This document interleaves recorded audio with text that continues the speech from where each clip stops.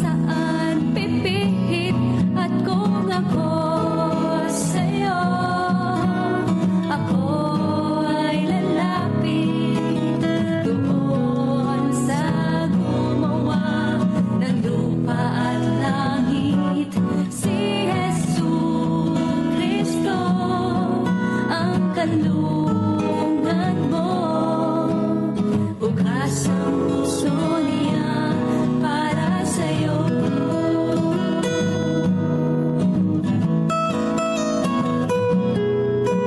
Pag lumipas na ang oras, lahat magwawakas, matatapos ang paghihirap, kalwalatian ang haharap, at titingin ka sa likod mo't magbabalik na lang.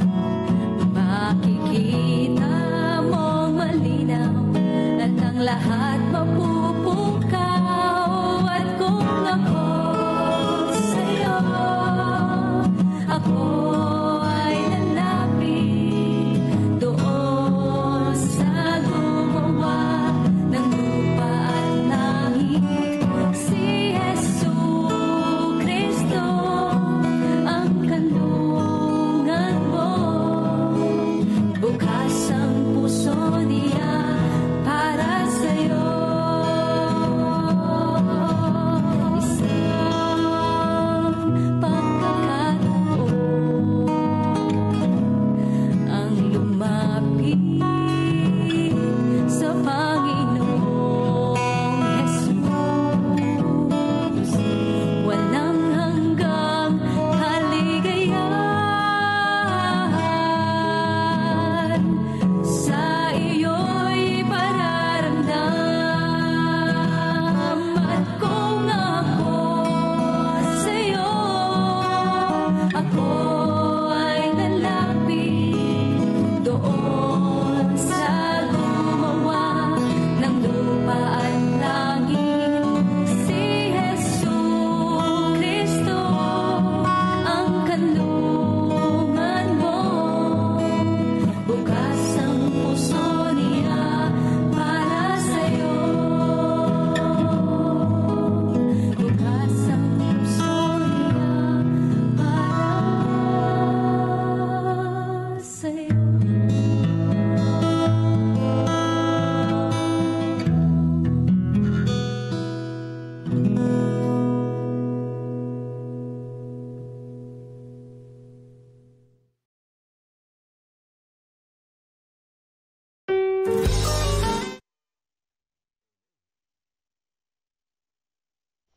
Ayan. Amen. God first morning po sa lahat mga kapatid. At sa lahat ng mga narito ngayon sa live ay magandang umaga po sa inyo. Salamat sa muling pagbabalik. Kahapon na hindi ako nakapag-live po. Nasa Makati kami kahapon, biglaan ng aming luwas. Kaya kami ay nakapagsabat sa Pasay Church. So, ano, kamusta po kayo? Tunay na ang Panginoon ay mabuti. Sa umaga na ito, muli tayo ay narito para muling kumulekta sa Kanya mga kapatid. Batiin muna natin mga narito sa live bago si Pastor ay makakasama ulit natin sa umaga na ito. Si Nanay Nerissa, good morning po sa inyo. Ate Lorna, Kuya Bobby, Sister Sweetie, Ma'am Nora, kamusta po? At ganyan din si Ate Mitch, good morning po sa inyo. At Sister Dang de la Cruz, Sister Vicky, yan, magandang umaga po sa inyo po. At patuloy po naman inyong tulungan at pagalingin ng aking anak. Ayun na sila Ma'am Nora ay nasa pagsubok ng buhay sa mga panahon nito. Kaya ng Panginoon ay, ang comfort ng Panginoon ay patuloy na inyong mararanasan pagagalingin niya ang inyong anak. Ano po? Hanggang ngayon ay nasa hospital pa rin. Yes po. Good morning din kay Sister Rhea. Ayan. Ray Galpa. At Pastor. Asan ba naka-accept na ba? Okay po. Ayan. Mga kapatid, ipagkaloob natin ang pagkakataon kay Pastor sa umaga na ito. Pastor, good morning po. Good morning po, Kuya Melps. Salamat din sa mga kapatid natin. So ngayon po ay May 5. Nais ko pong batiin na aking mahal na Ama sa kanya pong kaarawan ngayong May 5. Ayan. Sipurihin natin ang Panginoon sa umaga na ito at patuloy natin idalangin ng bawat isa. No? Kasi ang buhay natin ay parang isang babasag, no? Madali lang din mawala. Kaya ang Panginoon ang lagi natin kakapitan sa bawat araw. So ang ating pong pag-aaral ngayon, si Uriah ay pinagpala ng Panginoon. Yan, dito sa Baka ating malimutan. So sino ba si Uriah? O si Uriah Smith na yung pagkakilala ko dito. So tayo po ay manalangin mga kapatid. Panginoong Diyos na siya nagpapala sa amin, nagbigay sa amin ng buhay. Sa umaga na to ay kami patuloy na sumasamba sa inyo at malapit po kami na amin pong ininadalangin ang aming pong pag-aaral ngayon. Tulungan po kami na amin pong maintindihan ito at ma-apply namin sa aming pong buhay.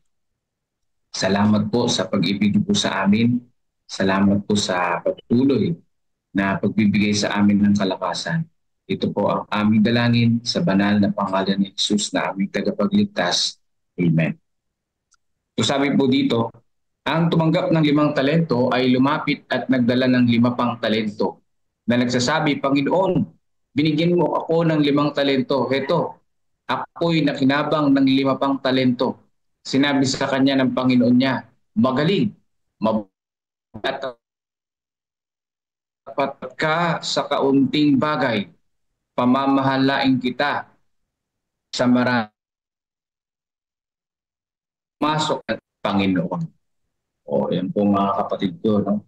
Pumasok ka sa kagalakan ng iyong Panginoon. Bakit? Dahil yung talento na meron ka ay iyong dinoble yan, para sa gawain ng ating Panginoong Diyos. Yung binigyan ng talento ng Panginoon, iba-iba yung mga ugali niyan. Iba-iba yung karakter. Pero yung mahalaga dito, yung talent mo ginawa mo sa ating ginamit mo sa Panginoong Diyos. Si Uriah Smith ay talagang isang 5 talentong tao. Siya ay masasabing nakatayo malapit sa tuktok na mga Adventista pagdating sa mga kakayahan. Ibig sabihin, maraming talento ito si Uriah Smith.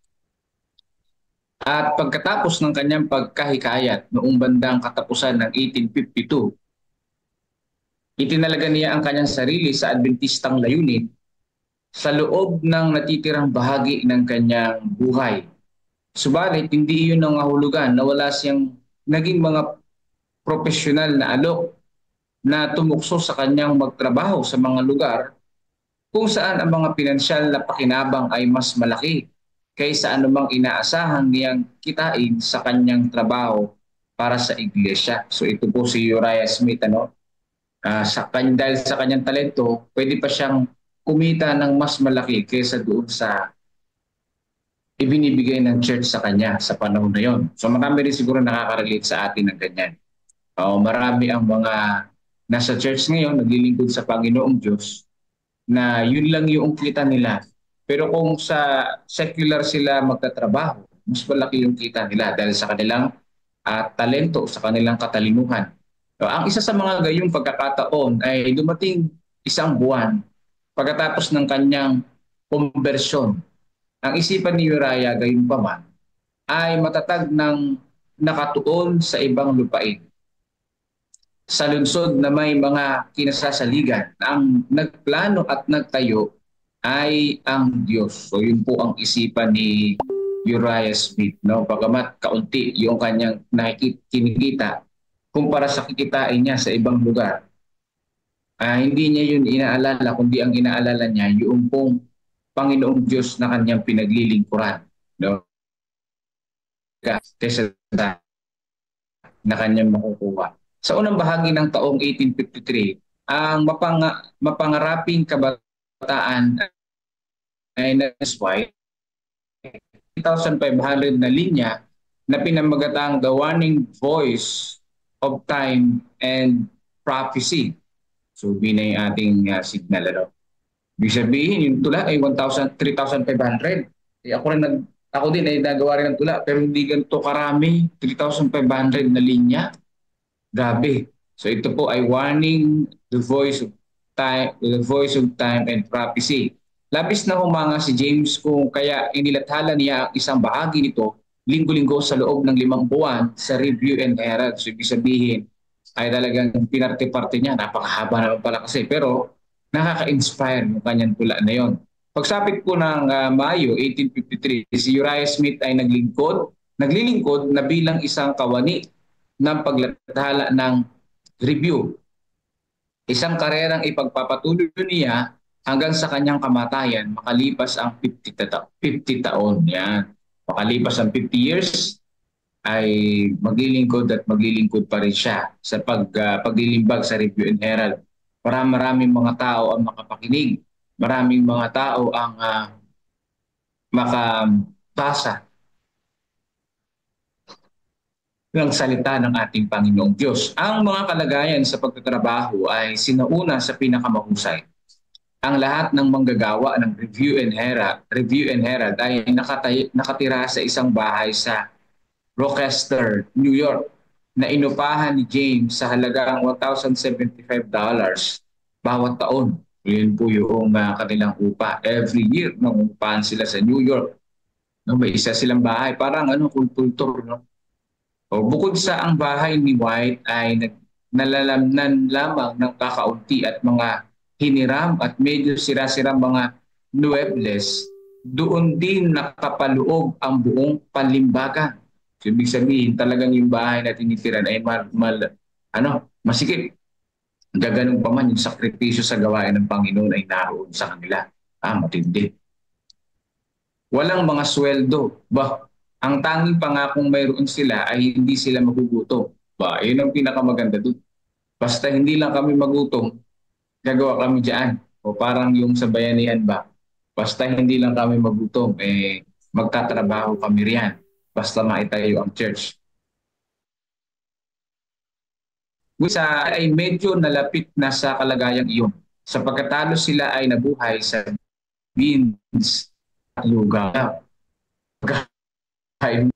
Paulit-ulit na lang at yun lang at din ang iyong food, no?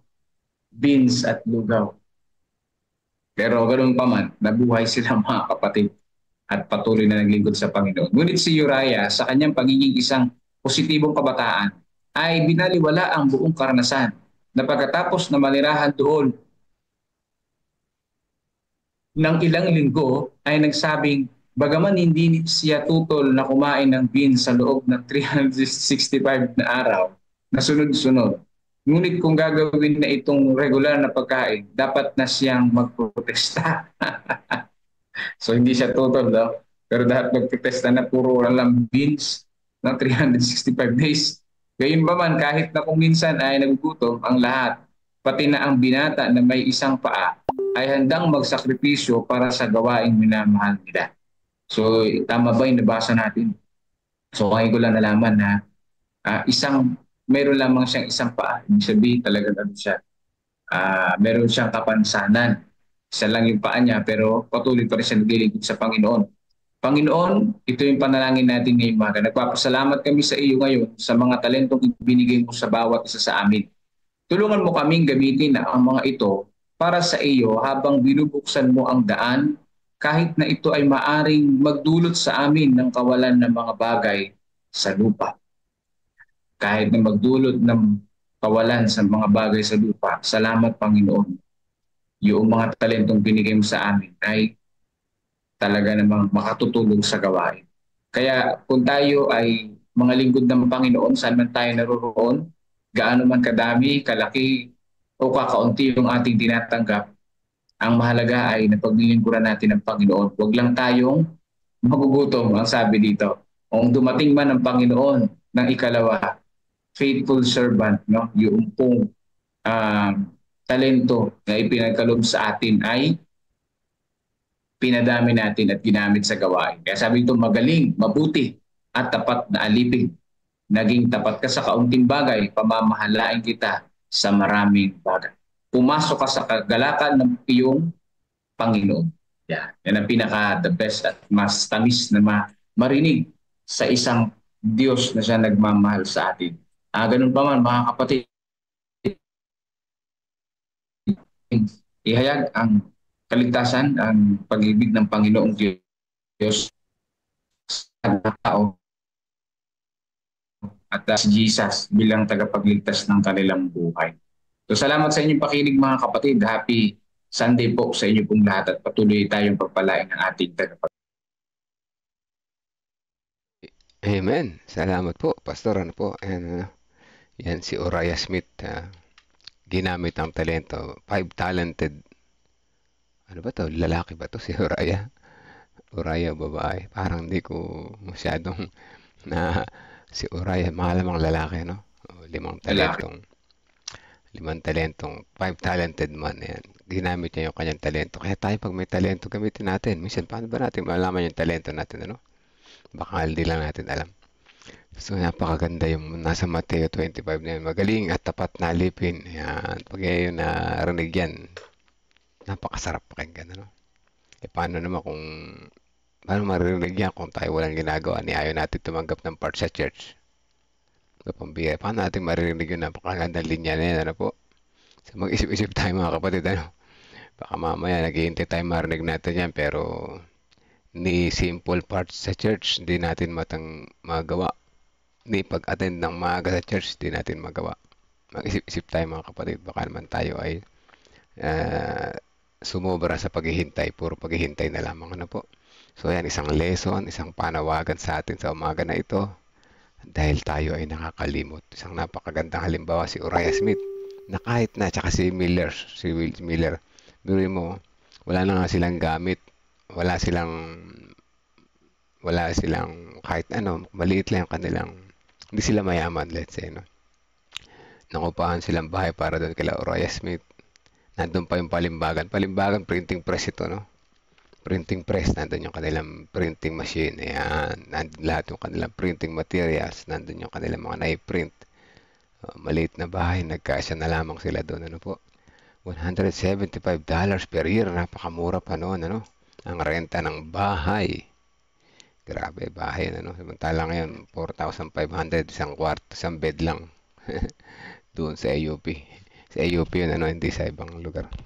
So, ayan po, tayo manalangin mga kapatid bago tayo pumunta doon sa kabila. Let us pray. Amang banal na makapangyarihan sa lahat, salamat po sa buhay ni Uriah Smith na siya ay naging tapat sa inyo, naging multi-talented man na kung saan ang aming leader na siya ay nasa taas bilang halimbawa ng isang mabuting katiwala at tapat na alipin na kung saan maghihintay sa inyo sa inyong pagbabalik at sasalubong sa inyo at makakarinig ng inyong mga salita na nagsasabing mabuti at tapat na alipin. Nawa kami bilang mga inyo rin mga anak at lingkod, marinig din namin ito. Tulungan niyo po kami na aming mahanap, magamit ang aming mga talento kagaya ni Uriah Smith kahit kami ay walang mawalan ng mga bagay sa buhay. Kami patuloy na maging tapat at maglingkod po sa inyo. Tulungan niyo po kami na magbago sa aming mga karakter sapagkat sa aming mga kalagayan maaaring kami ay hindi mapabilang sa mga sasalubong sa inyo sa darating na panahon. Maraming salamat po sa gabay at patnubay. Salamat po sa inyong pagmamahal. Ayan po, mga kapatid, patuloy tayo lumipat sa kabila at matuto pa ng iba pa. Kung gusto niyo mag-reflect, i-chat nyo lamang dyan ano babasahin natin dun. Ako na yung babasa para madudugtuhan ko rin ano po. Mas maganda kung ako yung babasa, nakita ko eh. Sige, at connect tayo sa kabila mga kapatid. Ay, sandali lang. Bubuksan ko lamang. Ayan. Alright. Connecting.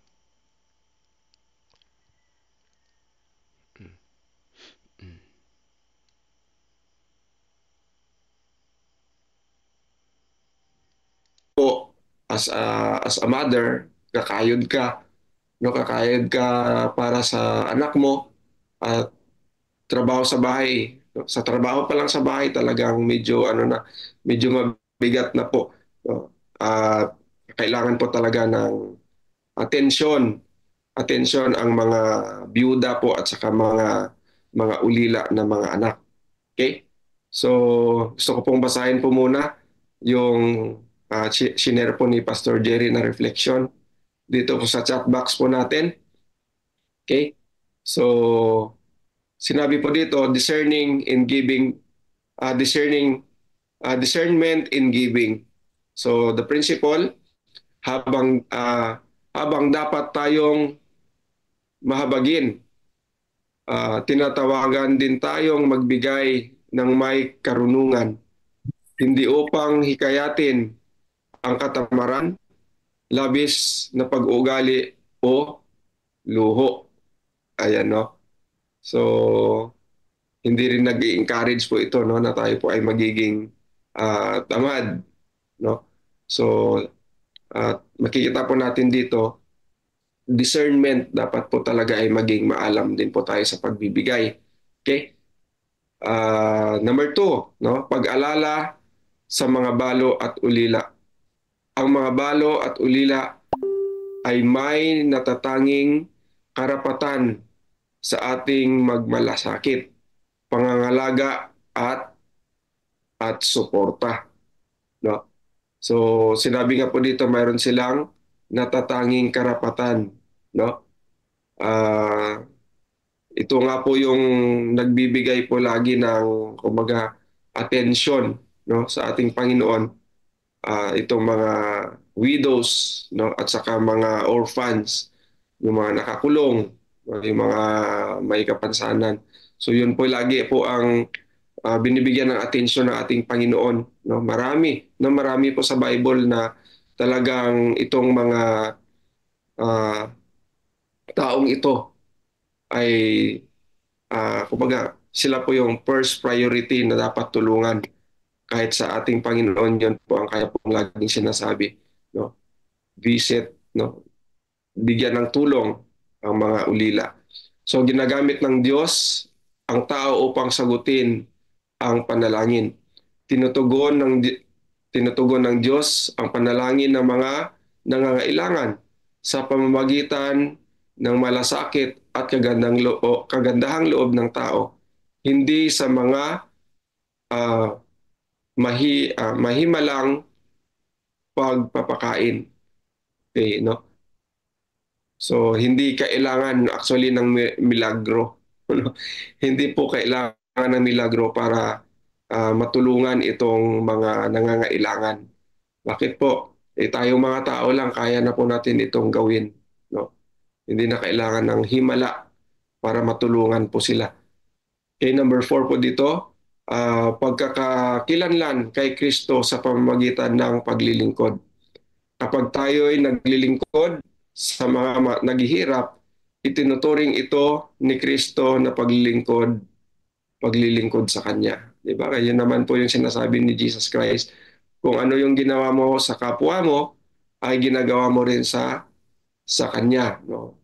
Tanong po ng Kanya mga disipulo, Panginoon, kailan ka ba namin, no, pinakain, pinainom, dinamitan? Parang hindi naman namin ginawa sa iyo yun personally. Pero sabi po ng ating Panginoon Hesus, ginawa niyo to, no, pag ito ay ginawa ninyo sa taong mga nangangailangan. Okay? So ang awa ay katunayan ng pakikiisa sa Diyos. Ang pagiging maawain ay panlabas na patunay ng ating connection sa Diyos. No, kung tayo po talaga ay maawain, yan po ay isa sa mga ugali ng ating Panginoong Hesus. Sinabi nga doon, nang nakita niya po yung great multitude ng tao na may mga nakapansanan, ay sabi doon, mayroon po siyang compassion, great compassion sa mga tao po na yun. No? So, pag sinabi po nating awa, yan po ay isa sa mga ugali ng ating Panginoong Hesus. Ano? So, next po, pagsasakripisyo ay pagtatanggi sa sarili bilang paglago. Ano?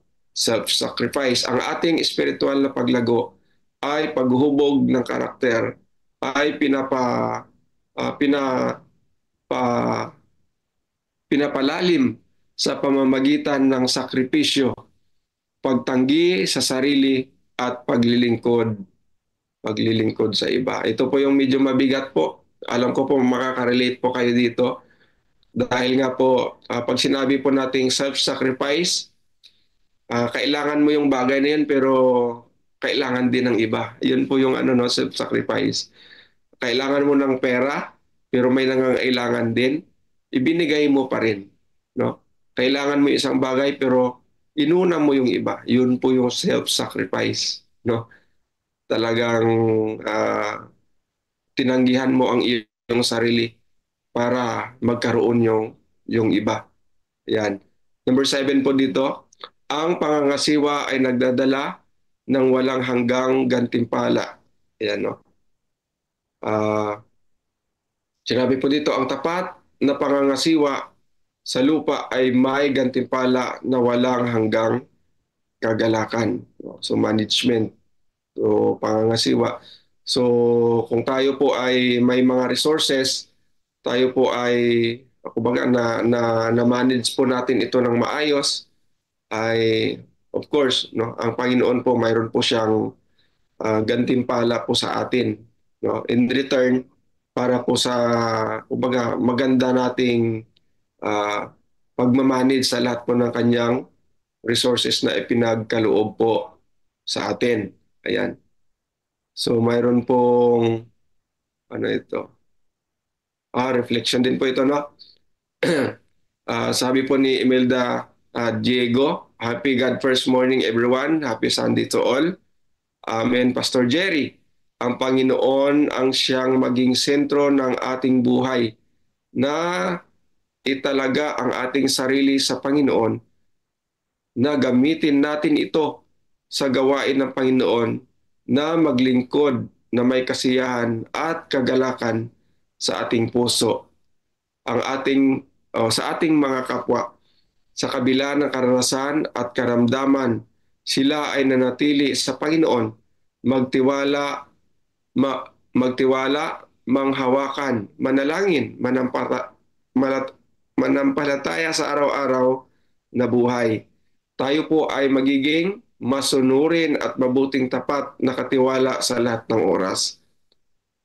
Ang maging maalab po sa gawain ng Panginoon sa kabila ng mga karanasan at pagsubok, maging matatag. So maging matatag po tayo sa kabila ng lahat ng karanasan po natin. At sinabi niya po ito, God bless us all. Ayan, no? So, of course, no, ito pong mga karanasan po natin, hindi naman po tayo nag-iisa, no? As promised by God, alam po natin, promise ng Panginoon, hindi niya tayo bibigyan ng pagsubok o suliranin na hindi natin kaya. No? Malinaw po yun. Kung minsan parang mabigat lang sa atin, pero ang Panginoon naman, hindi niya po ibibigay na hindi po natin kaya. Talagang kaya po natin yun. No? At andyan naman siya para tayo po ay kanya pong tulungan. Okay? So baka mayroon pa po kayong ibang reflection in relation po sa atin pong topic po kahapon. Okay? Sa claims of widows and fatherless. Anyone po na gusto pong mag-share? Pastor James? Sige po. Pastor Nelson? So, God first morning everyone. So, salamat at purihin ng Diyos sa buhay na kanyang pinagkaloob sa atin mga kapatid. Dito sa atin po pinag-aralan kahapon ay claims of the widow and the fatherless. Ito ay pinapaalalahanan sa reflection ko individually and corporately as a church. So pinapaalalahanan tayo ng Diyos bilang individual at sa pangkalahatang tungkulin ng ating iglesia. Kapatid. So dito ay makita niyo yung unang sentence, Pastor James, sabi niya, it is not wise to give indiscriminately to everyone who may solicit our aid, for we may thus encourage idleness, intemperance, and extravagance. So dito, kung makikita natin mga kapatid yung chronological chapter ng yung pagkasunod-sunod ng Council on Stewardship, matapos nating maintindihan ang tithe, matapos nating maintindihan ang ating tungkulin, matapos nating maintindihan ang pagiging katapatan, matapos na. So yung kan ba, kung titignan natin yung kung paano natin na-acquire ang kayamanan, paano ginagamit ang tithe, paano tayo magko-combine offering plan or COP. So dito, tinuturuan tayo ng Panginoon paano din natin i-manage yung natira. So nag-tithe ka, nag-offering ka. So of course, marami pang natira. Marami pang natira. So sabi dito, wag daw tayo mabuhay ng ganon, mga kanba. So idleness, intemperance or extravagance. Kung hindi, maglalaan din tayo ng kayamanan or kaperahan or blessing para din sa pagtulong sa iba, Pastor James. Yun ang dito, yun ang kaya sabi dito, kapag merong lumapit sa iyong pintuan at sinasabi niyang siya'y hungry, sabi niya, do not turn him away empty. Give something to eat. So talagang kapag merong lumapit sa iyo sa kalasada o saan man, mga kapatid, at sinasabi niyang siya'y gutom, ay huwag daw natin siyang papahintulutang tumalikod na wala. So ganun ba, mga kapatid? So ibig sabihin, yung natira, tinuturoan din tayo ng counseling stewardship, paano natin gagamitin yan. Parang naalala ko ngayon, ang lifestyle o ang gawi ng mga Israel, Pastor James. Talagang meron sila talagang nakalaan para sa mga charity. Kung titingnan natin, kaya sabi ni Mrs. White, up to 33%, 25%, up to 33% of their income ay talagang nakalaan sa Panginoon. Nakaatado yun, nakaatado. Ito yung tithe, ito yung aking handog, ito yung aking pang-charity. So yun ang, kung natin, yun ang mga naging practice ng Israel. Talagang merong charity na inilalaan ang bawat Israel. Kaya sabi ni Mrs. White, 25% up to 33% of their income, mga kapatid, ay ibinibigay nila para sa Panginoon. So sa pang-reflection ko dito, ay unang-una, talagang kapag merong lumapit ay maging handa ang bawat individual na makisangkot, mga kapatid. Ngayon, paano naman yung corporate? Sabi dito ni Mrs. White, he has entrusted to his church the grand work of ministering to Jesus by helping and blessing the needy of suffering.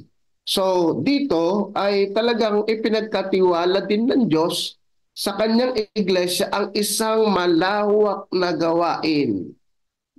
Ngayon, mga kapatid, ano yung malawak na gawain sa pagtulong at maging pagpapala tayo sa mga nangangailangan, mga kapatid. So ngayon, kapag sasabihin natin ang iglesia, mga kapatid, so ang iglesia sa ating pangkasalukuyang tungkulin, marami sa ating iglesia ang talagang kapos ang budget. Marami sa ating iglesia walang pinangangasiwa ang budget.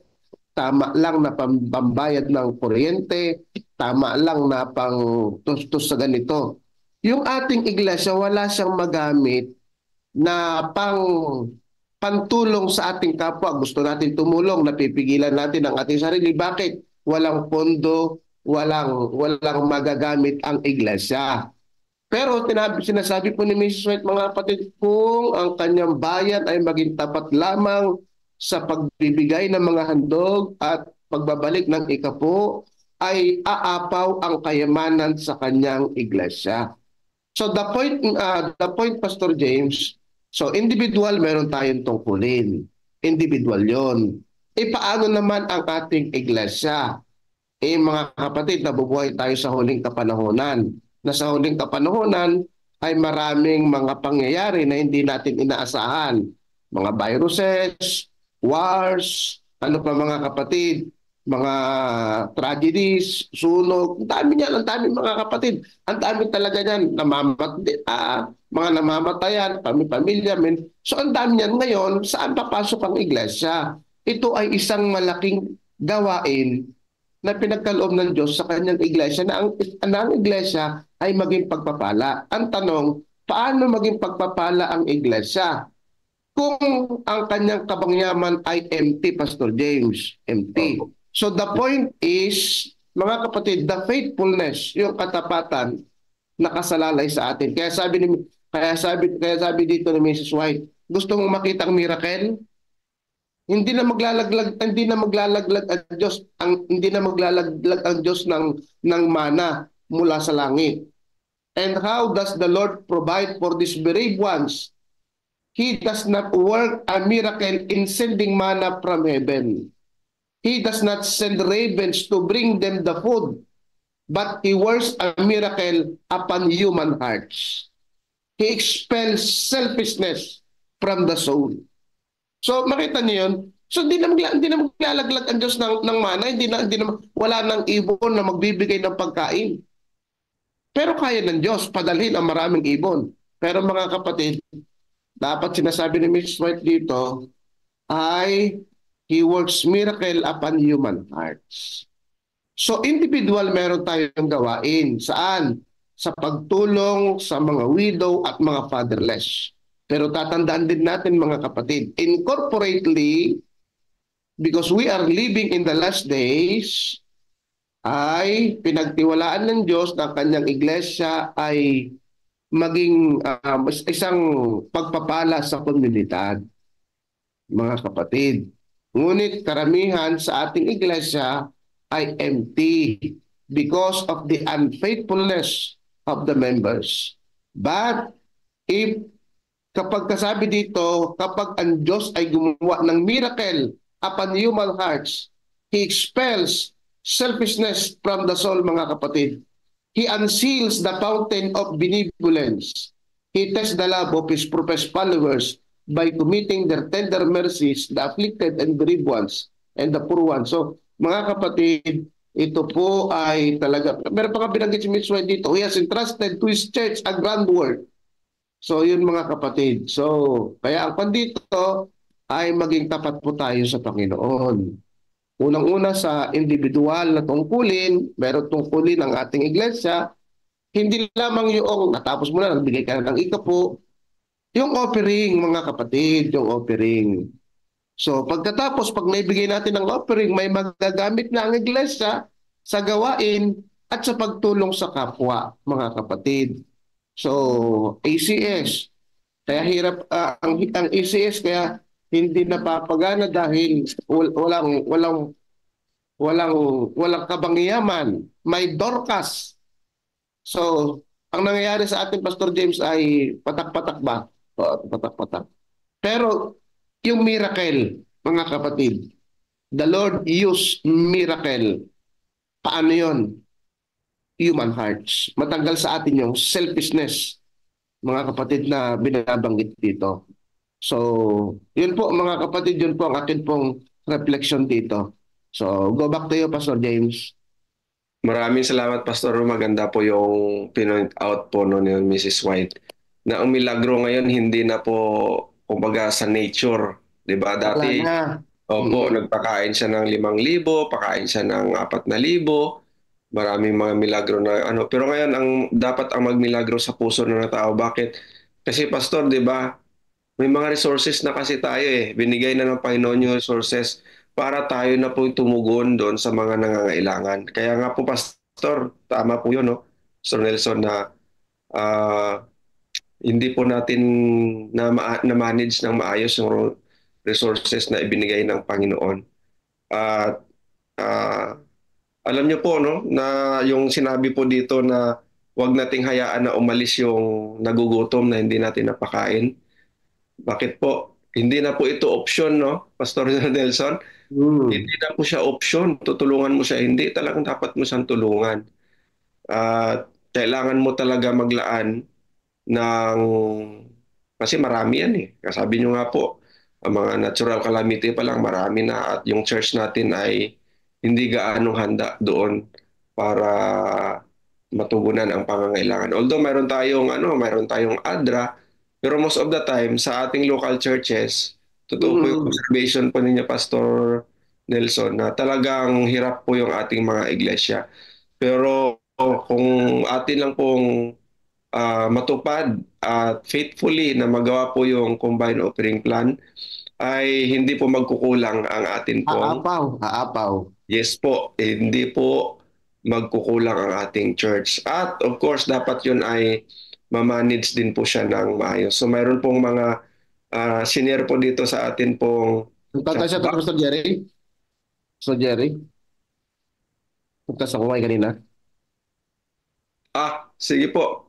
Mayroon po kasing binigay Yeah. po sa Pastor Maglagapin lang. Jerry, sige po. Pakibasa muna yan, Pastor. Pakibasa mo muna. Sige po, basahin po muna natin ito. Sabi po ni Brother Edmond, sa lahat ng maglilingkod sa kanila ng may bukal na loob, na puso, ang pagpapala ng Panginoon ay mananahan. Okay? May pangako sa mga mabubuting puso na handang tumulong sa mga nangangailangan. Kahit sa mga simpleng paraan, maari po tayong magbigay ng inspirasyon sa iba. Salamat sa Panginoon. Okay? So, chinero po ni Pastor Jerry dito ang Hebrews 13:1 and 2. Keep on loving one another, no? As brothers and sisters. Do not forget to show hospitality to strangers. For by so doing, some people have shown hospitality to angels without knowing it. Ito po yung ginawa ni Abraham, no, sa tatlo pong stranger. James 1:27, ang dalisay na relihiyon ay walang dungis sa harapan ng ating Diyos at Ama ay ito, ang dalawin ang mga ulila at ang mga balo sa kanilang kahirapan at panatilihin ang sarili na hindi madungisan ng sanlibutan. Ayan. So, si Brother Kim, may binigay po siya na message. Okay? So, meron pong sinerin po dito si Pastor Seth. Ang pagtulong ay hindi lamang isang tungkulin, kundi isang pagpapahayag ng pag-ibig sa Diyos na nasa atin. Sa mundong puno ng pangangailangan, ang simpleng pagtulong ay maaring maging sagot sa panalangin ng isang kapatid. So, kanina na-mention din po natin ito, no? Matthew 25:40. Sinabi po dito, katotohanang sinasabi ko sa inyo, yamang ginawa ninyo ito sa isa sa mga kapatid kong ito na pinakamaliit ay sa akin ninyo ginawa.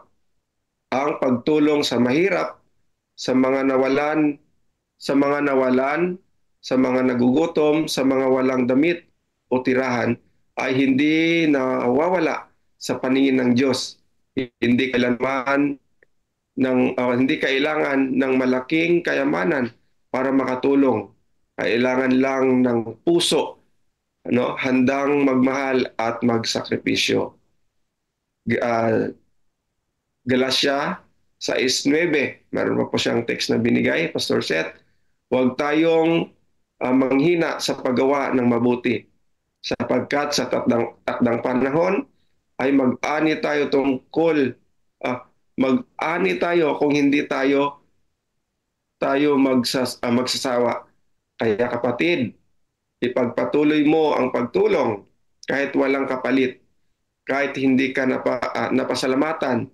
Ang tunay na gantimpala ay mula sa Diyos at ito ay walang hanggan. And lastly po, sinabi po ni Brother Edmond, naway talagang maging missional po ang ating mga iglesia. Mas maganda pong maging active ang Dorcas, ECS at iba pa sa community para maramdaman tayo ng ating mga lokal na community. Ayan, no? So, sabi rin po ni Pastor Jerry, inanyayahan po tayong mag-isip, magsalita, gumawa, magpanukala, magbigay ng sagana para isulong ang misyon ng Diyos. Kasi wala naman pong iba magsuporta sa misyon ng Diyos kundi tayo rin po, no? Kasi nga po, pinagpala na po tayo ng Panginoon, kaya tayo na po ang dapat sumuporta doon po sa gawain ng ating ng atin pong Panginoon. Okay? Ah, Sige po, Pastor Jerry. okay, salamat po. Napakahaba nitong reading na ito, Pastor Reno. Halos sinabi na lahat ni Sister White dito yung nakaraan nating mga prinsipyo na inilatag niya. Pero gusto ko pong i-highlight, ito pong nabanggit na rin naman ng ating pong stewardship director, yung diwa po ng habag at tulong dahil po sa ating habag at pagmamahal sa ating kapwa, na ang habag at pagmamahal siyempre ay ugali yan ng Diyos. Yan po yung gusto ng Diyos na mahubog sa kanyang mga anak, yung kanyang ugali ng pagiging mahabagin at pagiging matulungin. Yun po ba ang matulungin na praktikal, hindi po yung alam nyo na pinahihirapan pa natin yung konsepto ng pagtulong. Kasi kung titingin po kayo sa atin pong paligid, ay napakarami na po natin pwedeng magawang praktikal para makaabot sa mga taong kapuspalad o yung tinatawag nga po nating widow and fatherless. No? Ang dami niyan mga kapatid.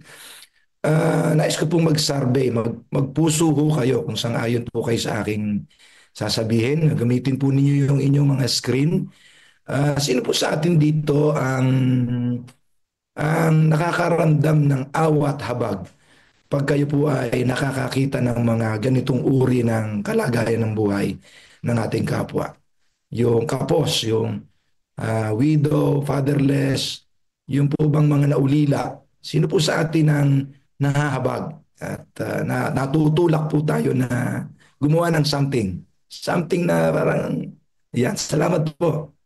Salamat po. Yung iba po na nahirapan kayong gumamit ng ng heart, mga kapatid. Ito po ay isang napakagandang larawan ng pagiging tunay na member ng mananampalatayang relihiyon ng ating Panginoon. Nabanggit po dito sa atin ng banal na kasulatan, mga kapatid, na ang dalisay na relihiyon at walang dungis sa harapan ng Diyos at ang ating Ama ay dalawin ng mga ulila at mga balo sa kanilang mga kahirapan. Ayan mga kapatid ay paghihikayat at pagpapatibay, pagpapalakas ng ugali ng pagtingin ng praktikal sa buhay ng ating kapwang nangangailangan. Alam niyo po, kami pong mag-asawa ay madalas na puntahan ng mga taong nangangailangan. Marahil siguro ay totoo ang sinabi dito ni Sister White na isa sa mga prinsipyo na gayon din po marahil sa inyo na tayo po ang nagiging sagot sa panalangin ng mga taong ito. Tayo ang nagiging sagot. Siguro ako po ay nakikita na talaga ng Panginoon na willing akong mag-extend ng help. Kaya pag kami taong mga nananalangin na humihingi ng tulong, kahit kaunti naman ay nakapag-aabot.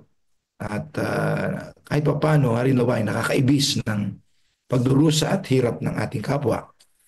Alam po ninyo, sinabi po dito ni Sister White, ang napakaliwanag na hanay ng prinsipyo at pananalita na sa pagiging matalino natin ng pagbibigay ng tulong ay hindi naman hinihikayat na turuan nating maging tamad yung ating kapwa.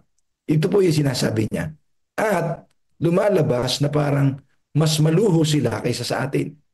Tayo ay nagtatabi ng tulong para sa kanila, ay tayo naman ng mga mahabagin at mapagmahal na katulad na ugali ng ating Panginoon.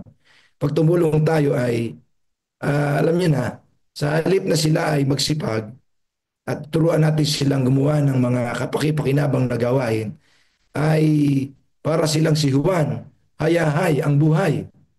Ay mga kapatid, ang tawag po doon ay luho, no? Mas magastos pa sila kaysa sa atin. Tinutulungan na lang, mas magastos pa sila sa atin. So parang kinapos tayo ng discernment. Sinasabi dito yung wise decision. Manapay mga kapatid, para maging maingat, ito po ay aking ginagawa, aming ginagawa mag-asawa, para maging matalino tayo sa pag-extend ng tulong. Mga kapatid, ay mag-evaluate tayo. Like for example, meron pong madalas kaming tinutulungan mag-asawa tuwing magbabiyahe kami. May madadaanan kami dyan sa papuntang Quirino Highway, may shortcut kaming dinadaanan dyan. Merong isang matandang, tinanong namin ng edad ay 65 years old. Mga kapatid, nagtitinda po ng basahan na pamunas sa mga jeep. Mga kapatid, sipag nun. Sipag yun mga kapatid, edad ay 65 years old. Ay, alam nyo, hindi limos ang ibibigay namin sa kanya.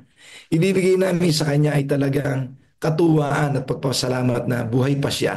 At alam nyo mga kapatid, yung matandang ito, relihiyosa ito. Nananalangin ito sa Panginoon. At nung binigyan po namin siya ng tulong, mga kapatid, masaya siya. Masaya. Hindi po limos, kundi sapat na para makabili uli siya ng pang-ikot ng basahan niya. Dagdag na puhunan para sa kanyang mga basahang ititinda. Meron pa po isang kapatid tayo na taga Iloilo na madalas pong pumupunta sa opisina nung ako po nasa union. At na kami po nagkikwentuhan. Masipag po mga kapatid, masipag. Talagang nagbabalot ng, tawag dito, namumuhunan ng konting puhunan. Nagbabalot po siya ng malagkit na bigas. At yun po, ay anong tawag sa pagkain na yun? Binabalot po ng Suman po ba? seaweed. Suman? Binabalot ng seaweed. Anong tawag sa pagkain na yun? Seaweed. Binabalot yung sushi. Ano tawag doon sa pagkain na yun? O yun mga kapatid. Babalutin niya yun, lalagyan ng mga palapalaman, tapos hihiwain po niya ng maliliit at ilalagay po niya yon sa isang sisidlan. Alam niyo mga kapatid, ang sarap bumili sa kanya at kung bibili man ako sa kanya, dadagdagan ko pa yung puhunan niya. Nakatutuwa. Mayroong isang kulpultor na mahirap din po siya, nagpapaaral ng mga anak. At mula pa noong high school at ngayon college na, ay nakatutuwa at nakaka-inspire itong mga kapatid na mga mahihirap na ito na gumagawa sila ng mga paraan para mag-improve yung buhay nila. Masisipag yung mga bata, nag-aaral. Pero kapos talaga sila mga kapatid. Siyempre, tayo po na meron namang kaunti na naitatabi, ibibigay po natin sa kanila yun para maibsan ng kaunti ang kanilang labis na mga kahirapan sa buhay na ito. Hindi man po natin sila lubos na maiahon, ay makaibis man lang tayo ng kaunti sa pagdurusa at paghihirap na kanilang dinadaanan sa buhay. Tayo po sana ay ganon. Maging maging practical tayo sa ating pagtulong at matalino. At ang tutulungan po natin yung pagtumulong po tayo ay mag-i-improve talaga yung buhay nila. Halimbawa, magbigay tayo ng scholarship. Pumili yung ating church galing sa pondo natin. Paglaanan natin yung ating mga magulang sa church natin o sa labas ng church na nakikita naman nating masikap sila pero talagang kapos ang buhay. Sadyang nahihirapan. Tumulong tayo ng kaunti hanggang sa maging kolehiyo. Alam nyo, pag nakapagpatapos tayo ng masipag na bata at responsible, maturuan natin sila maging dependent sa Panginoon, ma-share natin ito mga prinsipyo sa kanila ng pagiging katiwala. Alam nyo yung 1,000, 2,000 na inipon natin na ang batang ito ay wala nang iintindihin, hindi na siya mag-iisip, ang tatrabahuin lang niya mag-aral, magpabuti ng kanyang sarili. Pag yan ay nakatapos mga kapatid, ganyan din po ang magiging buhay niyan, tutulong din po yan. At higit sa lahat, ang una pong makikinabang niyan, yung misyon ng Panginoon. Tutulong po yan sa mga gawain ng ating Panginoon. Alam niyo, nakatutuwa na makakita tayo ng mga kapatid na mahihirap na ating natulungan. Malay niyo mga kapatid, dumating sa punto na maging engineer yan, maging architect yan. Isa na po yan sa mga misyonero nating magagamit ng Panginoon sa mga pagkukonstruct ng ating mga buildings.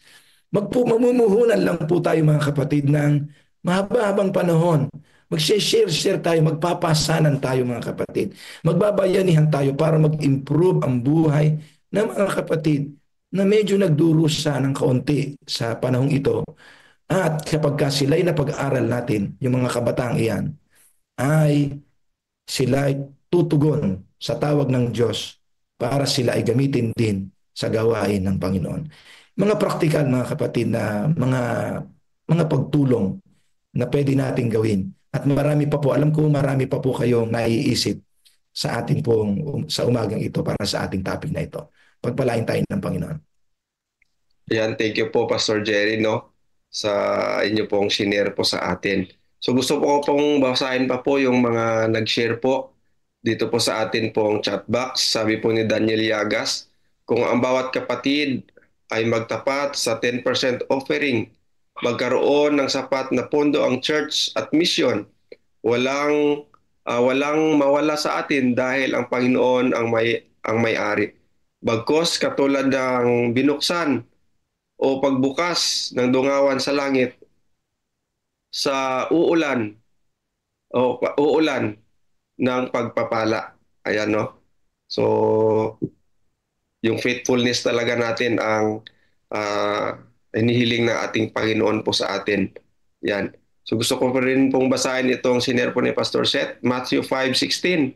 Sa gayoy lumiwanag ang inyong ilawan sa harapan ng mga tao upang makita nila ang inyong kabutihan, mabuting gawa at luwalhatiin ang inyong Ama na nasa langit. Kung ang ating iglesia ay aktibo sa community, kung tayo'y nakikita sa pagtulong sa mga may sakit, sa pagtuturo sa kabataan at pagbibigay sa mahirap, sa pakikiisa sa pangangailangan ng barangay, makikilala ng Diyos ang ating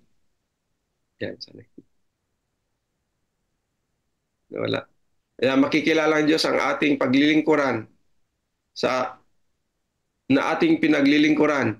Huwag tayong matulog sa gitna ng napakaraming pangangailangan. Huwag tayong masiyahan na ligtas tayo habang ang ating mga kapitbahay ay nagugutom sa physical, emosyonal o spiritual. Panahon na upang tayo ay maging tunay na missional na iglesia, isang simbahan na nararamdaman, nakikita at nagliliwanag sa mundo. Ayan, no? So thank you po Pastor Seth sa inyo pong na-share. Sige po, Pastor.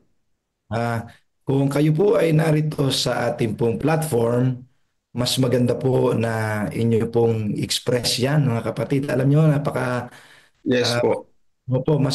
Mas encouraging sa maraming nanonood na kasama natin na sila po ay makarinig ng iba't ibang mga salita at boses na may mga salita ng nakakahikayat, nakaka-encourage, na mas marami po tayong nagre-reflect, mas nakaka-encourage, nakaka-empower ng mga spiritual disciplines na ini-establish natin dito sa stewardship.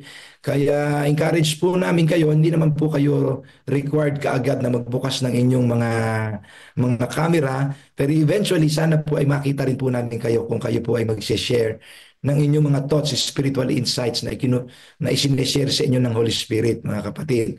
So I encourage po na buksan po ninyo yung inyong mikropono, kasabay po ng inyong pagsusulat dyan, at para may maiwan din po sa aming mahalagang prinsipyo na pwede namin i-take notes, ay maganda rin po na kayo po ay magsalita para marinig din po namin kayo at ma-empower ito pong ating pong paghihikayat na mahimok tayong lahat na maging participative sa ating pong stewardship discussions. Pastor Benji, ayan, tumugon ka agad si Pastor Benji. Yeah. Good morning po. Nais ko lang pong i-share yung mga practical po na paraan ng pagtulong ay may experience po kaming isa. First year yung aming baby. Siyempre pag first year tapos matagal mo inintay. Ano yan? Paghahandaan. Sabi nga. Pero we decided na dahil blessed kami ng Panginoon, hindi nakasagot yung aming baby, ay mag-bless din kami ng iba. So, I contacted yung sa nating kapatiran doon sa ospital ng Angeles. Nagpahanap ako ng isang indigent. And then sabi niya, Pastor, meron. So, uh, pinuntahan ko po. At sa madaling kwento po ay nakakahabag yung sitwasyon. Yung tatay ay katabi yung kanyang anak na ospital. At sila po ay nakatira lamang sa tabi ng daan. Medyo marami yung kanyang anak. At parang yung kanyang asawa ay psychologically disturbed. Kaya siya yung nagbabantay. Sa madaling kwento ho ay nagpakilala po kami, ginising ko kasi natutulog siya. Ginising ko namin siya, yung kapatiran natin na nurse, at nagpakilala kami. At sinabi ko sa kanya, binless ako ng Panginoon, i-bless din kita. Amen. At nag-abot po kami ng pera sa kanya. Alam niyo po mga kapatid, ito yung blessing nung nag-share ka ng blessing. Hindi ako nag-share ng blessing para i-bless ako. Nag-share ako ng blessing kasi binless na kami. Amen. Pero yung satisfaction, yung emotional blessing na bumalik sa akin nung nakita kong lumuha yung father. Nadama ko yung kanyang pangalan, bagamat di ko lubos maintindihan yung kanyang sitwasyon. Pero I was so much blessed doon sa experience na yun.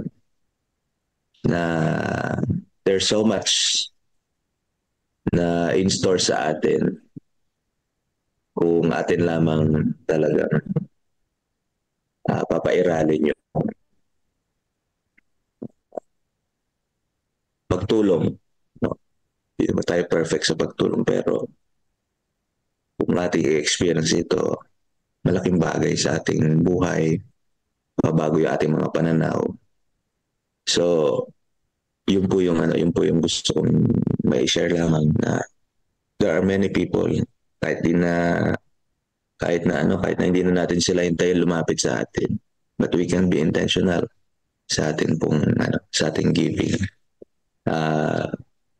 Para po nang sa ganun ay ma-experience din natin. Sa church context naman po, maganda yung practice ng Pasay Adventist Church.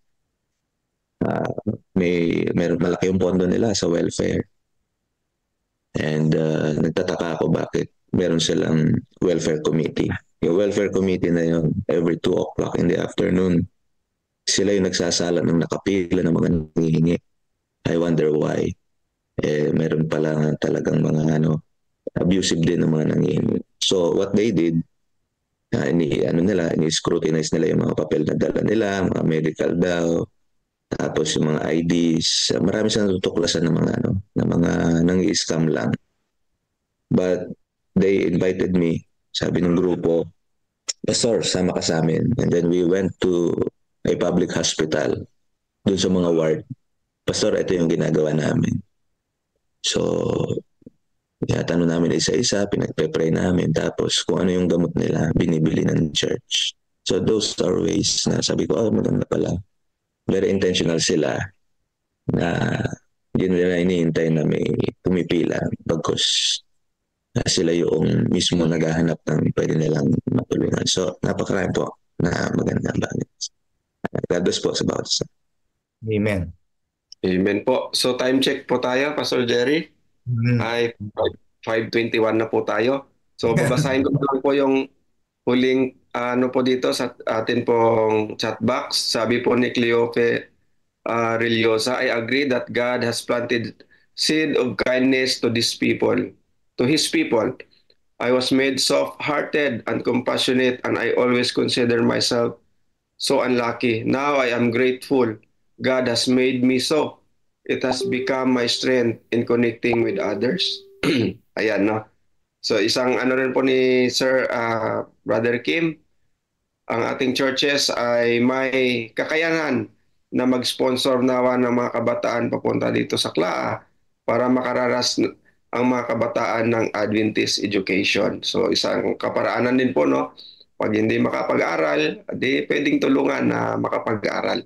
So marami po tayong pwedeng i-share pa, no?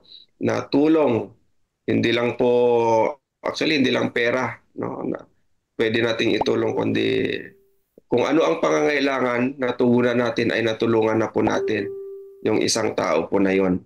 Okay? So wala na po tayong time. Ang dami po nating nag-share ngayon po, no? So maraming salamat po sa inyo pong mga na-share po na mga thoughts. Talagang we have a mission, no? Sa akin po, para sa akin, malinaw po ngayong umaga na talagang mayroon po tayong mission na dapat matugunan ang mga pangangailangan ng mga taong kapuspalad. Okay? So tayo po ay daluyan ng pagpapala ng ating Panginoon dito po sa lupa. Katulad po ng ginawa po niya kay Abraham. Na binless niya si Abraham at si Abraham naman ay naging blessing rin po sa iba. Ayan. So lastly, mayroon pong habol, no? Sabi ni Brother Haran, ang pagiging masigasig sa pagtulong sa mahirap ay isang ebidensya para sa sanlibutan na tayo'y totoong iglesia at patunay na ang presensya ng Panginoon ay nasa kalagitnaan ng sambahayan ng Diyos. So maraming salamat po sa thoughts po na yan. Alam ko si Pastor Haran po ito, no? So wala na po tayong time. Maraming salamat sa inyo pong mga na-share po na insight. At tayo po ay dadako na po. Mayroon po tayong video. And then dadako po tayo sa atin pong stewardship o reading po natin. Ang speaker po natin ngayon, instead po kay Pastor Joseph Albores, ay pangunahan po tayo sa stewardship reading po natin ni Brother Kim Di Magnaong ng Florida. Ayan, sige po. So panoorin po muna natin yung video. Then bibigay po natin ang time kay Brother Kim para po sa ating stewardship, Council on Stewardship reading.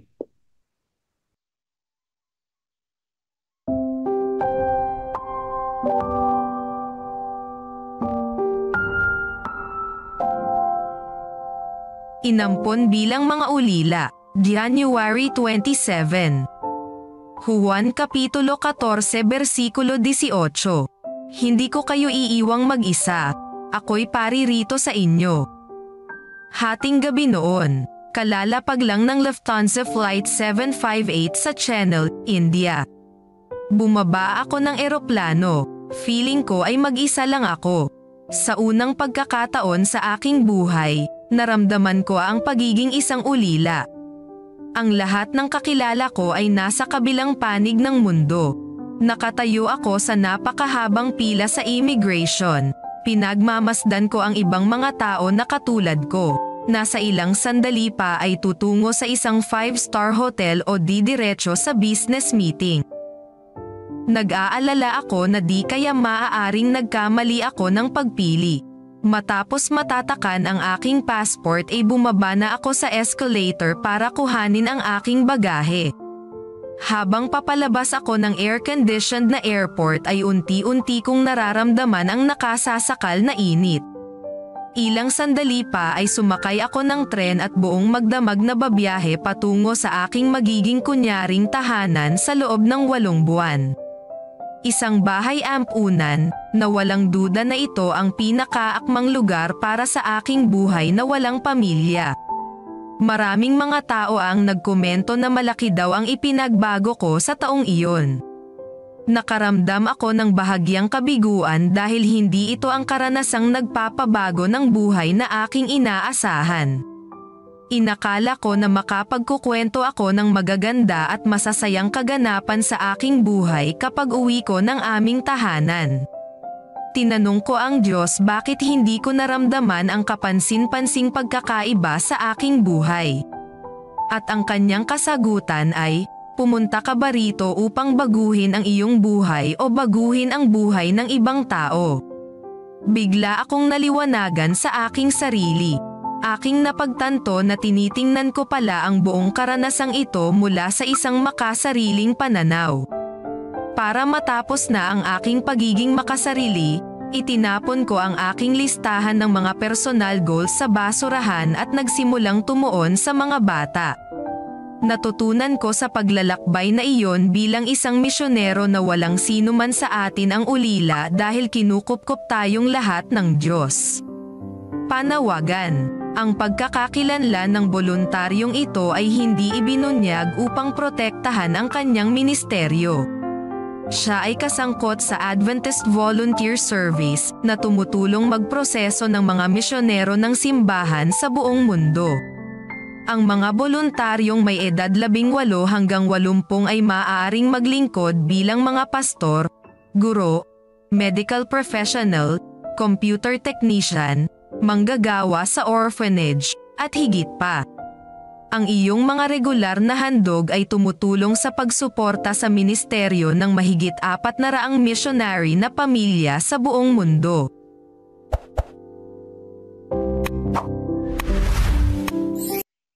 Amen. Okay, thank you po. Bigyan na po natin ang time para po kay Sir Kim Di Magnaong, speaker po natin sa reading po ng Councils on Stewardship. Sir Kim. Good morning po, Pastor. Morning. Okay, sige po.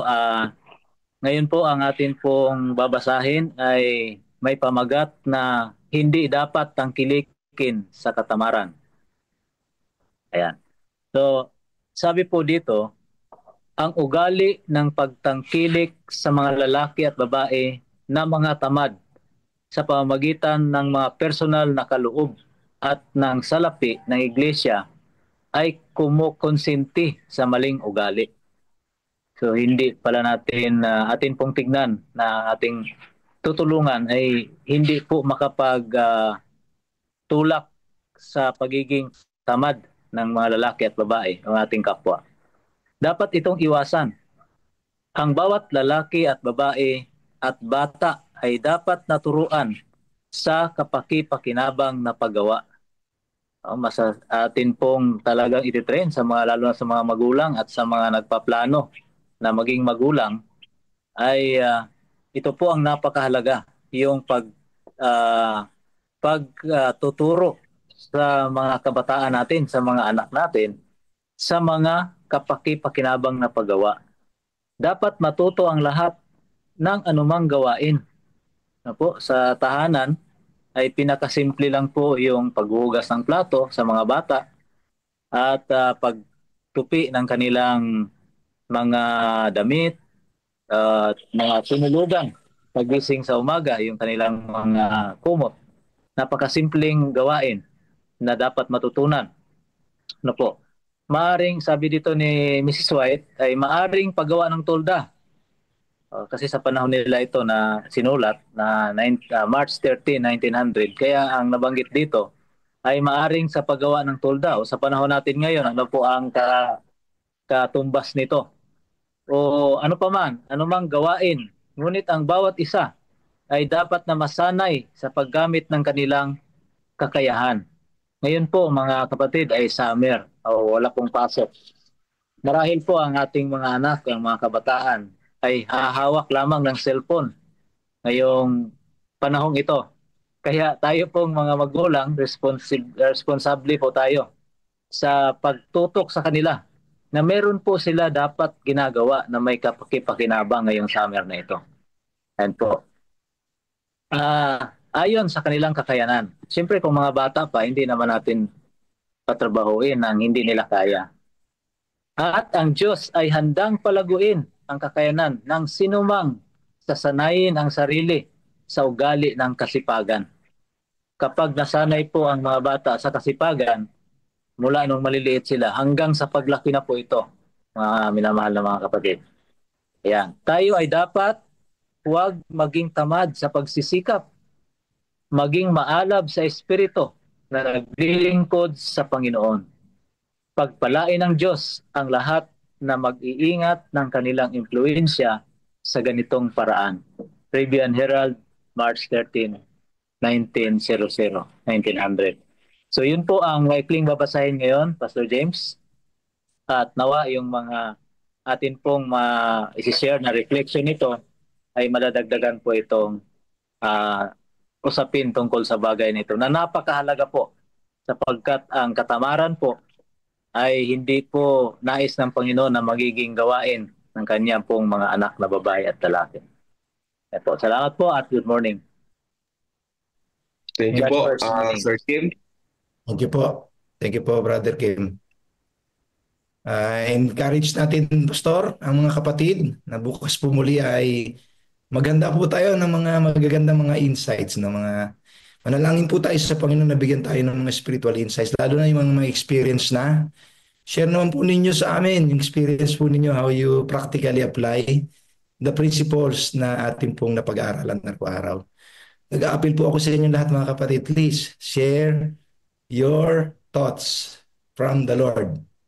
Not mag-share ng experiences, mga reflections. Ito po ay daily readings and reflections. Kaya payamanin natin yung mga reflections kasi yung reflections po ang nagbibigay ng tunay na kahulugan ng ating po mga pinag-aaralan.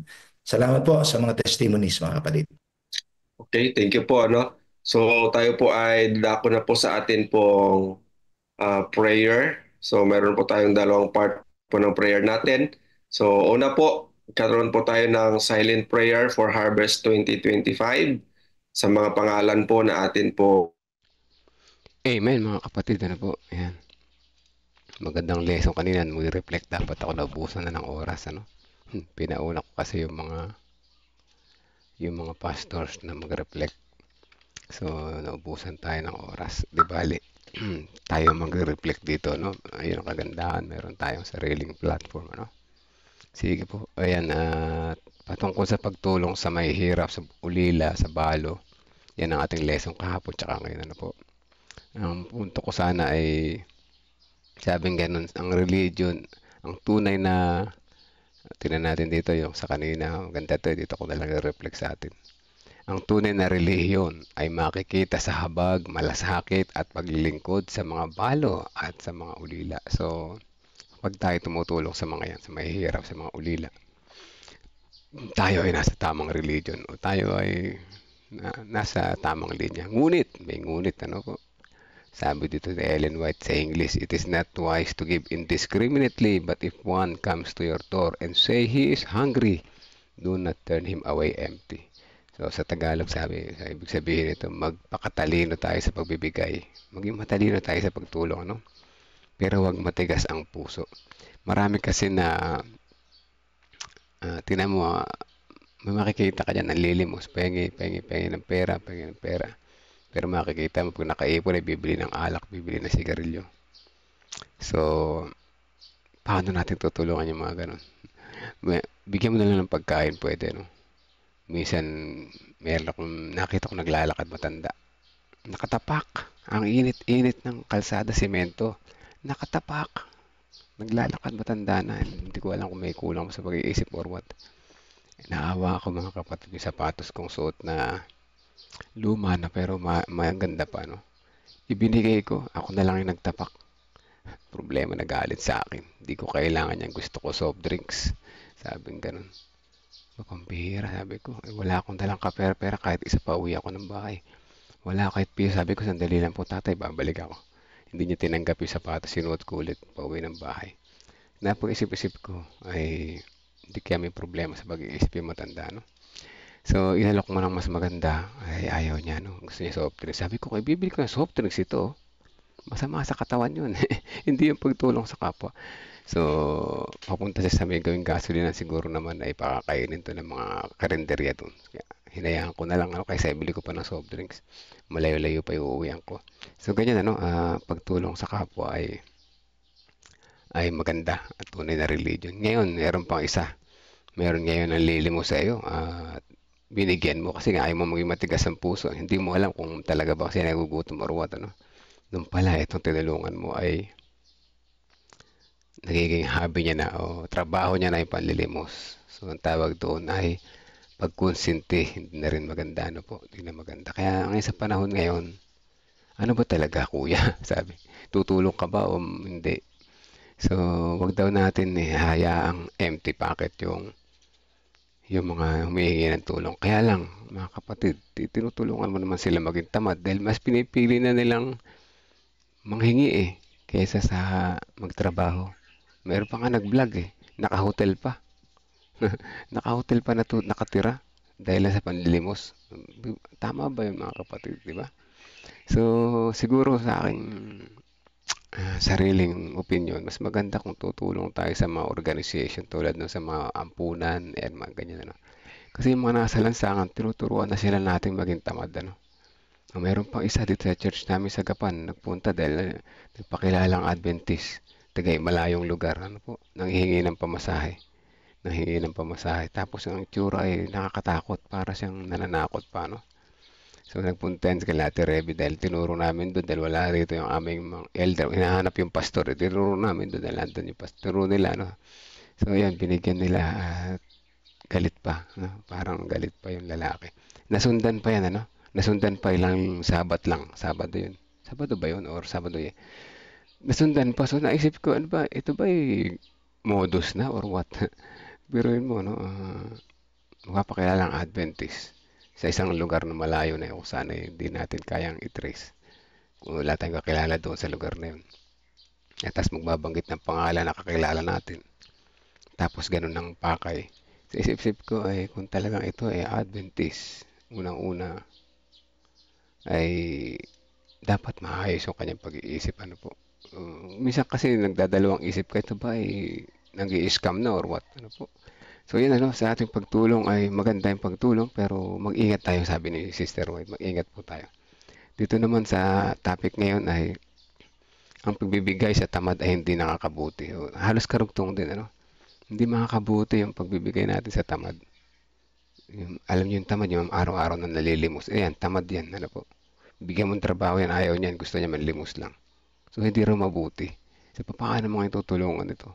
Gusto mong tumulong, naawa ka. Siguro sa iba na lang, gano'n na lang siguro, po. Ang lahat ay dapat matutong magtrabaho. Yes, totoo ito. Dapat lahat matutong magtrabaho. Bigyan natin trabaho yung mga nanlilimos. Napagod dahil tamad Balik na lang sa panlilimos. Ganyan, Maraming mga squatters nirelocate ng government. Anong ginawa? Binenta yung kanilang relocation houses at bumalik sa lansangan. Dahil gusto nila, yun ang gusto nila, manlimos lang, di ba? So maraming mga tao abusado at tamad. At hindi maganda raw yung tulungan natin. Sila kinukonsente natin ang kanilang pagiging tamad. Kaya nga may batas tayo sa Pilipinas na pag tayo tumulong sa mga nanlilimos, may kaso tayo. Kaya lang hindi na-implement ito, dahil nga maawain tayo, mga kapatid. Ang Diyos ay nagpapalawak ng kakayahan na magsipag. So dapat talaga tayo ay maging wise sa pagtulong sa kapwa. Ang Kristiyanong pamumuhay ay masipag, hindi tamad. Ito na, binalik sa Kristiyanong pamumuhay. So, paano tayo maging masipag, mga kapatid? Masipag sa gawain, masipag sa lahat ng bagay, So, pagka pala tamad tayo, hindi tayo Kristiyanong pamumuhay. Paano masasabi yung tamad bilang Kristiyanong pamumuhay? Late sa church, pa? Ayaw tumanggap ng part sa church, ayan. Sorry sa mga tinatamaan, para ito yung nasabi ko para hindi kayo patamaan, kundi magbago tayo, makita natin mga sarili. Dahil kung hindi ko sasabihin ito, baka mamaya hindi natin malaman, isa na pala tayo sa mga possible na dapat magbago, mga kapatid. So, buod ng lesson, hindi dapat natin sanayin ang sino mang sa katamaran sa pamamagitan ng patuloy na bigay na walang pananagutan. Sa halip, dapat silang turuang magtrabaho. Ito na nga yung sinasabi kong turuan mo magtrabaho, bumalik sa panlilimos, di ba? Magkaroon ng kasanayan at magsikap para sa sarili. Ang Diyos ay nagpapala sa mga tao masigasig at tapat sa gawain sapagkat sa kanilang kasipagan na ipapakita ang tunay na Kristiyanong karakter, mga kapatid. Tinuturo tayo magmasipag, at huwag tayong tamad. Ngayon, babasahin ko yung mga comment dito. Sandali lang. Sabi ni Risa, hindi pera lamang ang pwede nating itulong sa kapwa dahil may pagkakataon po tayo wala rin dahil sa turo ng Diyos na pag-asa at pagmamahal sa pwede nating pag-aanin ng mabibigat na suliranin na dinaranas nating kapwa. I-share natin ang dakilang pag-ibig at pag-asa na ibinigay ng ating manlilikha. Maraming beses na po itong na-experience na gawa at napakasarap. makita, nagpapasalamat sa share na ginagawa ko sa kanila. So yun, hindi lamang pera at pagkain. Pwede rin yung pag-asa po. Pwedeng ibahagi sa iba. So yan mga kapatid, at nawa sa ating araw-araw na lesson ay natututo, hindi lamang natututo, ina-apply sa buhay. At tayo lumalago at nagbabago. Ano po yun ang mahalaga? Yan ang gusto ng Panginoon, kaya tayo ay patuloy ng Holy Spirit. Alam niyo kaya tayo palagi nandito sa live? Dahil may Holy Spirit pa na gumagabay sa atin. Naniniwala ako dyan. Kahit 11 or 12 lang tayo, ang Holy Spirit naman na nagtulak sa atin para mag-join dito sa devotional. Di ba? Pag hindi ka na nakakapag-devotional, hindi ka na nagla-live, hindi ka na rin nagde-devotional, personal devotional, nakakatakot. Baka wala ng Holy Spirit na gumagabay sa iyo. O baka ini-ignore mo na lang ang Holy Spirit na gumagabay sa iyo. So nawa, patuloy pa rin tayong mag-share at magtawag na magde-devotional. Kung ayaw nila sa live, pwede naman sa personal. Pero at least, ibahagi natin. Ako lagi ko yan sa church testimony. Tuwing Sabat na tayo mag-devotional dahil ito ay isang paraan na pag-connecta sa Panginoon. Ano po? Ay ako dito, kukonek, magpe-play pa rin ako magpe-play. Pero siguro iba lumidiretsa na sa LPM. Okay yun, mas okay din yun. Mas okay din yun. Iba kasi hindi marunong mag-click. Nakita nila share, pipindutin na lang. Kaya hindi ko ma-stop yung discipleship ministry. Ano po? Isa ito sa ating ginagawa sa bawat umaga. Gusto ko rin mag-reflect. Gusto ko yan kaya hindi ko rin mapigilan to. Gusto ko rin na nanalangin. Ayan. Pag nandun na ako, iba na lang, manunod na lang din ako dun.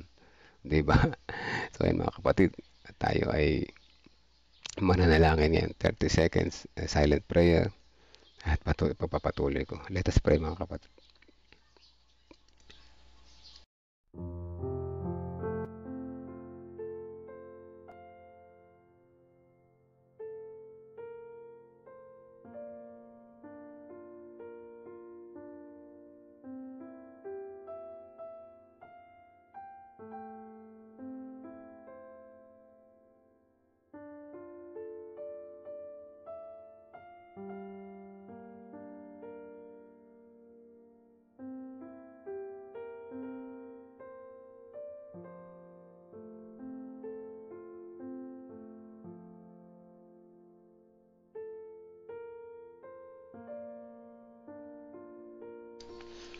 Okay, tayo manalangin. Dakila at mapagpala namin ang banal na nasa langit. Sa umaga na ito, nagpapasalamat kami. At kami muli na yung tinawag na patuloy na kumunik sa inyo at matuto ng mga lesson, mapapaalalahanan sa aming mga dapat at hindi dapat gawin.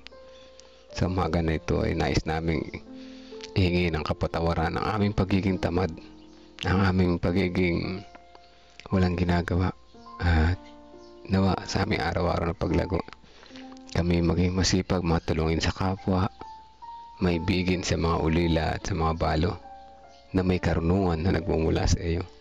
Tulungan nyo kami maka-inspire di lamang sa pagbibigay ng material na bagay, kundi sa pagbibigay din ng mga pangarap, pangako at pag-asa na inyo itinuro sa amin.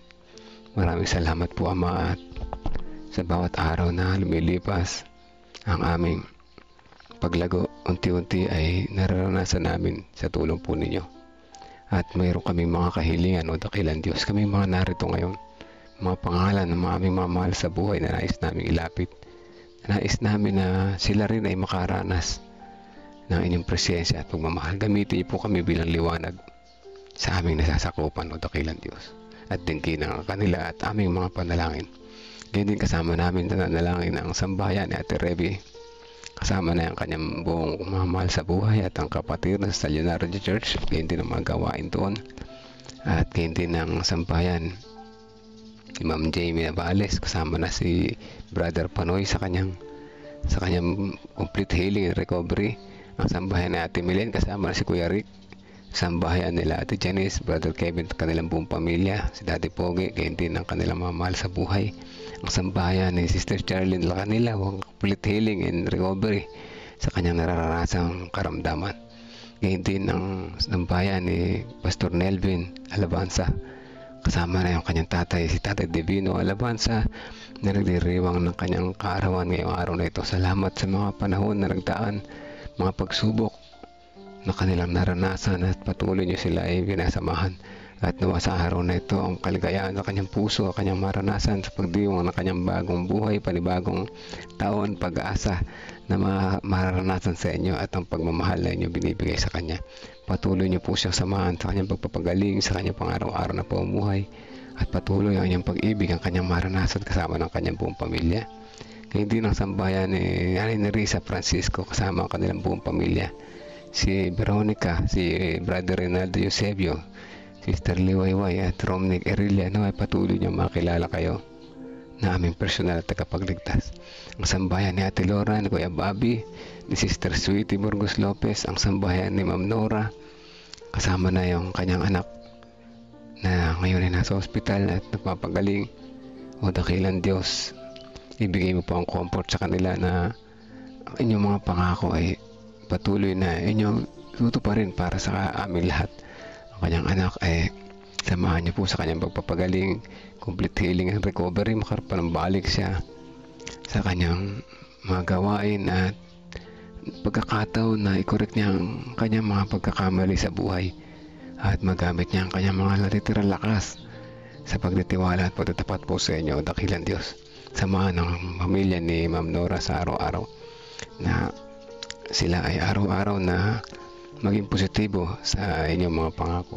Dalangin din namin ang sambayan ni Ate Mitch Jose kasama ng kanyang buong pamilya. Sister Vicky Jimenez kasama ng kanyang mga prayer request para sa kanyang mamahal sa buhay. Gayun din si Dang de la Cruz, Sister Teresita Ladia, Sister Rhea Sabat, sambayan ni Kuya Arman Reyes, ang sambayan ni Sister Belinda Salvania, si Ma'am Pemi Sabat kasama ng guys, pupils, parents and teachers, si Ma'am Rachel sa kanyang past healing and recovery. Gayun din si Casey na sa malayo. Samahan po siya o dakilan Diyos sa kanyang pagtatrabaho doon. Gayun din ang sambayan Kuya Melchor, Kuya Monjing, Kuya Narsing Calas, ang sambayan Sister Janet Katmaitan, kanilang buong pamilya. Ang sambayan ng mga kapatiran na nakikinig ngayon, hindi namin nabanggit ang pangalan, ay sama namin sa panalangin. Maraming salamat po Ama sa pagdinig sa aming panalangin. Patawad po uli kung saan nyo kami nasumpong, nagkulang at nagkasala. In Jesus' name we pray. Amen. Amen. Amen mga kapatid. Ayun po, salamat sa patuloy na pakikinig. Salamat sa patuloy na pagsubaybay. At purihin ang Panginoon sa araw na to. Sa araw ng linggo ay patuloy na ating maranasan ang kanyang pag-ibig. So, God first morning po sa ating lahat hanggang bukas po muli. God bless po.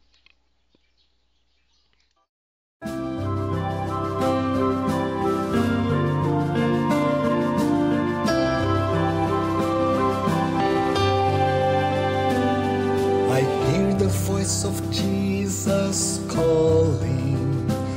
My answer is, I will go.